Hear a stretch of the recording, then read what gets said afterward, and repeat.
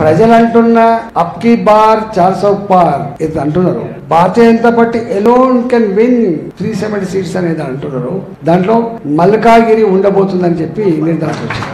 అందువల్ల ఎక్కడికి పోయినా మొట్టమొదటి ఏం చేస్తున్నా అంటే మీకు కంగ్రాచులేషన్స్ అంటారు. అంటే నేను అనుకున్న కంగ్రాచులేషన్ దేనికి అంటే నువ్వు గెలుస్తావు సార్ అంటే ఓట్లు ఇంకా నెల రోజులు ఉండంగానే ఏమైతుందో తెలియకముందే నువ్వు గెలుస్తావు పోసానంట. అంటే అర్థం ఏంటంటే పార్టీ కార్యకర్తలు అంటే గెలవం, పార్టీ అనుకుంటే మాత్రమే గెలవం, ఓట్లు వేసే ప్రజలంటే మాత్రం గెలుస్తాం మనం.